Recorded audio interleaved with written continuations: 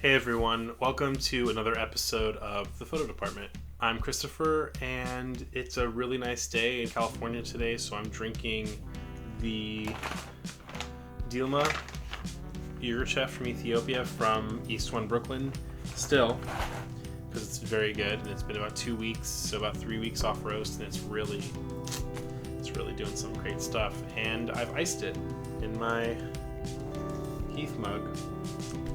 Because it's nice out, and I wanted to have a little bit of iced coffee. Okay, so this is going to be part one of a two-part episode, because this camera is pretty exceptional. It's the Nikon Action Touch AF. And the reason why I'm doing two parts is because not only is this an amazing point and shoot camera, but it can shoot 10 feet underwater. The reason I bought this camera was to be able to shoot underwater. I've been doing some water-based photography lately, mostly portraiture, and I've really been enjoying it.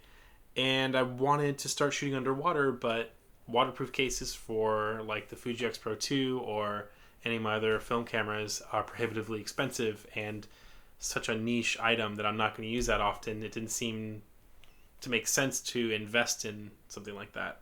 But I still wanted to shoot underwater, so I thought that getting a point and shoot that was waterproof would really make sense.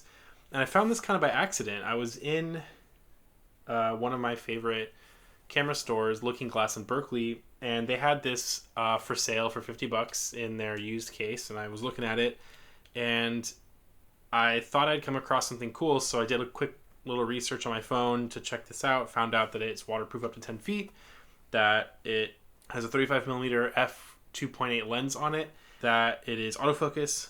Yeah, so I thought, okay, well, this seems to be pretty cool, and it seems to be going for a lot more than $50 online, so I snagged it, and it's really great. This episode is going to be focused on the point and shoot aspects of this camera, and then the second episode, which I will put up later, will deal with the underwater shooting aspects. I haven't been able to shoot underwater with it yet because it's been winter and it's been cold, even for California standards, and there's been no pools or watering holes open, so I haven't been able to really try it underwater. But I have been taking this practically everywhere with me and shooting it as I would a normal point and shoot, and to be completely honest, it's probably my favorite point and shoot I've ever used. I have the Olympus XA and the Olympus Stylus Infinity, which I've had forever, and I love those cameras. They're really great, but I think this might be the new favorite. So let's talk about some of the features and why this camera is so cool. So one of the reasons why this camera is so awesome is that 35mm f2.8 lens.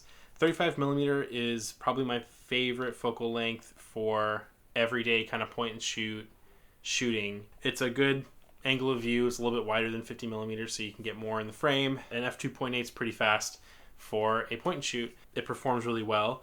As you can see with some of the samples, this lens is really sharp. It's very great with its color rendering. It's got a pretty cool looking bokeh. I don't really care. I think it looks cool. Another thing is this camera has built-in flash. A lot of times some cameras, they have built-in flash, but don't think it's implemented specifically very well. Like on the Olympus Infinity Stylus.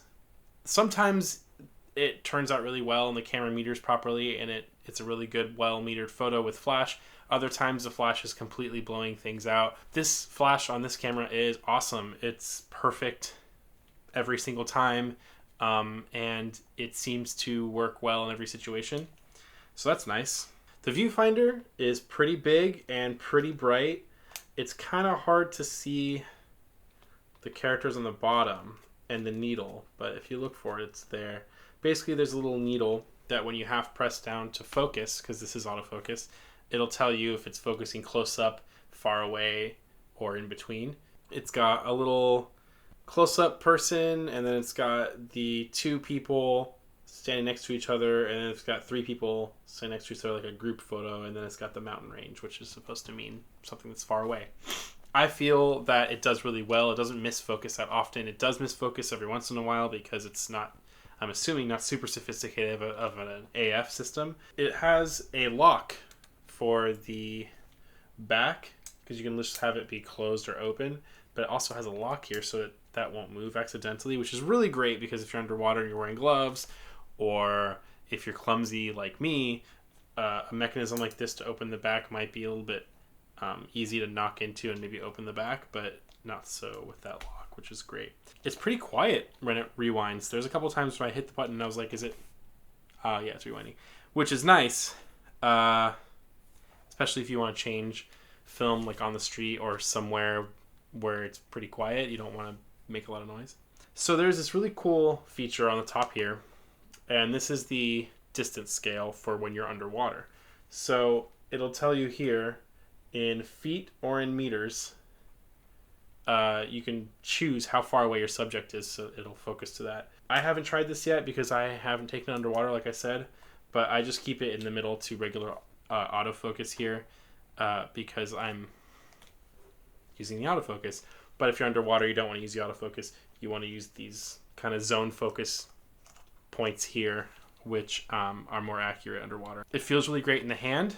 I have huge hands, so this camera fits in my hand perfectly. It's not going to be great for other people who have small hands maybe, but I think it's the perfect size and weight. It's chunky and it's got a heft to it, but I really like that. It makes me feel like I'm using a tool and not a toy. So bottom line is, as a point and shoot, this camera is actually really amazing.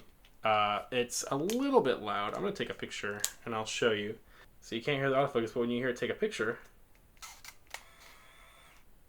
Oh, and that was the last photo. So now we can hear what the rewind sounds like. So it's a little bit loud, but here's what the rewind sounds like.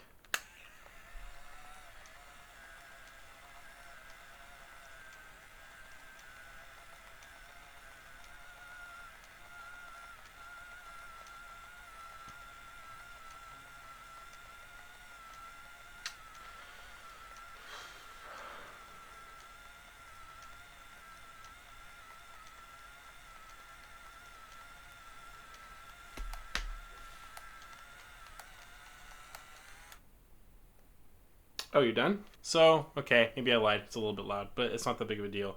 You open the back like this. That's the back. It has this really cool pressure plate here, so when you put the film in, it holds the film against the film plane tightly so that it's not bowed or anything. The gasket is in the back right here, around the edge, and then this is where the gasket marries to on this side. It's important to kind of check the gasket, make sure there's no kinks or discoloration or cracking, or make sure it's not unseated anywhere so that it's not going to leak water, obviously. Mine's in really good condition. That is the Nikon Action Touch AF 10 feet underwater. Pretty cool camera. Alright, so that's pretty much it for this camera as a point and shoot. I'm going to be putting up another video pretty soon after I do my first shoot underwater with this camera, talking about how it works underwater and showing some samples. I'm really excited to do that. I'm hoping to be doing that within the next couple of weeks. And yeah, make sure you subscribe. Tell me in the comments if you hate this or if you love it. And we're going to do more camera and film reviews coming up this week. All right.